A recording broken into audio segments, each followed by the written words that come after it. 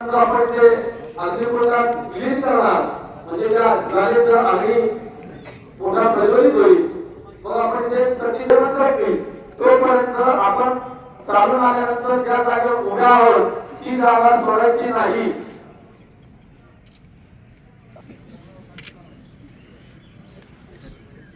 महाराजांच्या बलिदान स्थळी नतमस्तक झालात, राजे काय भावना व्यक्त करतात?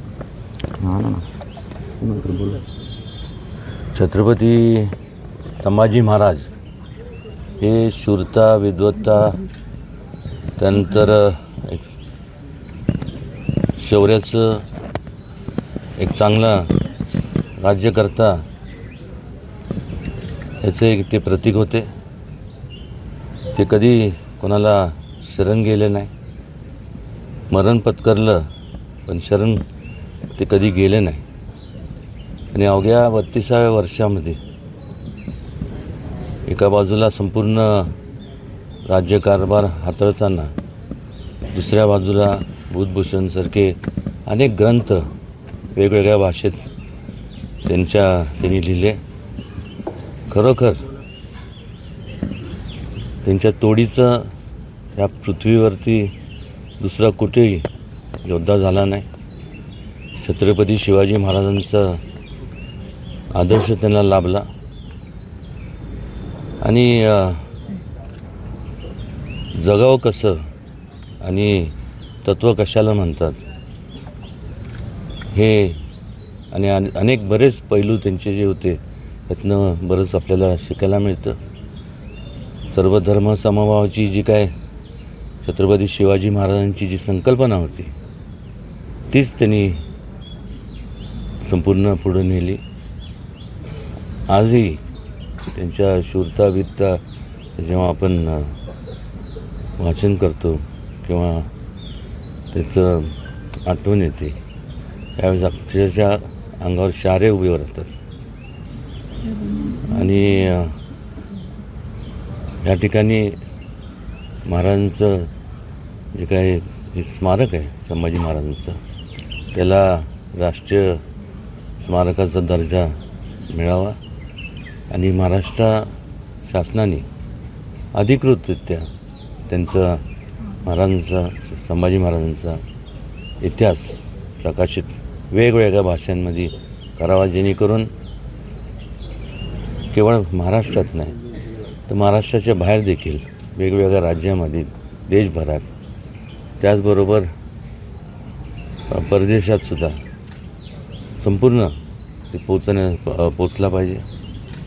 आणि तरुण पिढीला एक प्रकारचं चांगल्या प्रकारे त्यातनं एक मार्गदर्शन निश्चितपणे ठरणं आणि चांगलं आयुष्य कसं जगावं, चांगल्या प्रकारचं दिशेने वाटचाल कशी करावी हा त्याच्या मागची आमची आणि सर्वांचीच एक प्रामाणिक इच्छा आहे, कल्पना आहे.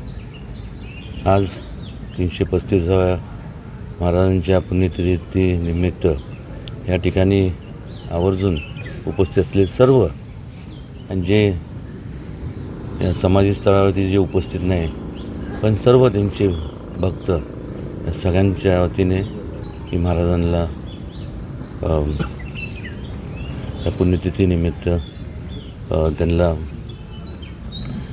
संपूर्ण मानाचा मुजरा अर्पण करतो.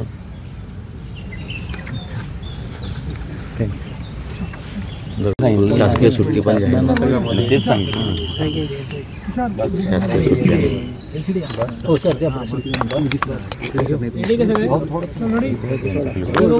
शिरूर लोकसभेतले शरद पवार गटाचे आमदार दिलीप मोहिते यांनी काल माध्यमांबाबत एक वादग्रस्त वक्तव्य केले. टंबरेल आणि दांडू घेऊन पुढे येतात आणि तुमचं काय म्हणणं आहे असं विचारतात. निवडणुकीच्या काळात कोणी वृत्तपत्र वाचण्यास सुद्धा म्हटलेलं आहे त्यांनी, म्हणजे माध्यमांबद्दल वादग्रस्त वक्तव्य केलं आहे. मुळात मी माझा लोकसंपर्क तर पहिल्यापासून आहेच, चालूच आहे. त्यामुळं मला वेळ पण मिळत नाही, म्हणजे प्रामाणिकपणे सांगतो. मी कधी विषांतर करत नाही किंवा टाळमटाळ कुठल्या विषयावरती बोलण्याचं टाळमटाळ करत नाही. पण माझ्या वाचनात किंवा ह्याच्यात असं काही आलेलं नाही. शेवटी प्रत्येकाला व्यक्ती स्वातंत्र्य, कोणी काय बोलावं हे त्याचा प्रश्न आहे. महाराज, लोकसभेच्या निवडणुका सुरू आहेत. सातारच्या जागेने अजूनही काहीच होत नाही. काय नेमकं चाललंय साताऱ्यामध्ये? कारण नाही, कसं आहे की देव आपण तर कोणी बघितलं नाही, बरोबर. पण मला एक समजलं आहे की शिवाजी महाराज असू द्या, संभाजी महाराज असू द्या, यांच्याबद्दल नेहमी एक वाद निर्माण केला जातो. आणि आता जे तुम्ही म्हणालात सातारच्या जागेवरनं नेमकं तुम्हाला काय, म्हणजे प्रश्न काय तुमचा?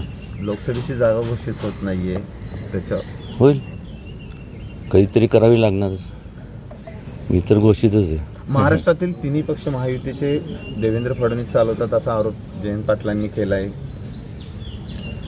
शेवटी प्रत्येकाला आपापला पक्ष वाढवायचा आहे, त्यामुळे असे आरोप होत राहणार. पण राज्यातील राज्यकर्ते, खरं तर आज तुम्ही म्हटलं की छत्रपती संभाजी महाराजांची पुण्यतिथी आहे, राज्यातील राज्यकर्ते तसे वागतायत का? कारण अनेक प्रश्न, दुष्काळ असेल किंवा अनेक प्रश्न असताना आता लोकसभेच्या निवडणुकीत सगळे गैर आहेत. एक लक्षात घ्या, प्रत्येक पक्ष कुठला जरी असला तर प्रत्येकाला वाटतं जे समाजसेवेत असतात, समाजसेवेला आयुष्य अर्पण केलेलं असतं, प्रत्येकाला वाटतं की त्यांच्या शेतकरी वर्ग असेल, उपेक्षित वर्ग असेल, महिला वर्ग असेल किंवा तरुण वर्ग असेल, या सगळ्यांना जास्तीत जास्त त्यांची सेवा त्यांच्या हातून घडावी. काही त्रुट्या निश्चितपणे जरी राहिल्या असल्या तर काळांतराने त्या सुद्धा पूर्ण केल्या जातील.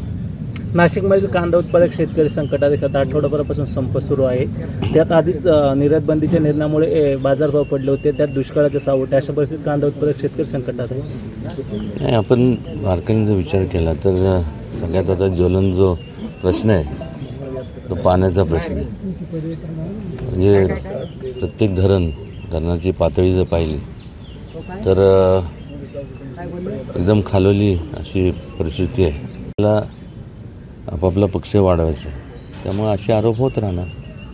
पण राज्यातील राज्यकर्ते, खरं तर आज तुम्ही म्हटलं की छत्रपती संभाजी महाराजांची पुण्यतिथी आहे, राज्यातील राज्यकर्ते तसे वागतायत का? कारण अनेक प्रश्न, दुष्काळ असेल किंवा अनेक प्रश्न असताना आता लोकसभेच्या निवडणुकीत सगळे गैर आहेत.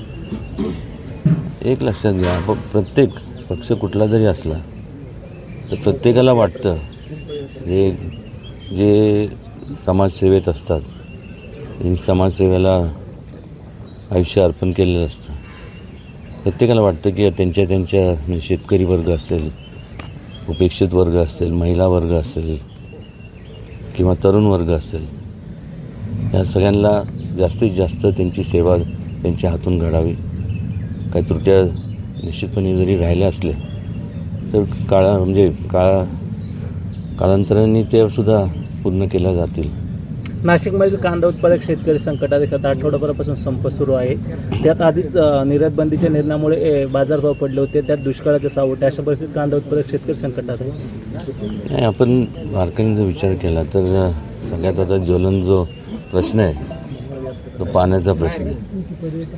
म्हणजे प्रत्येक धरणाची पातळी जर पाहिली तर एकदम खालोली अशी परिस्थिती आहे.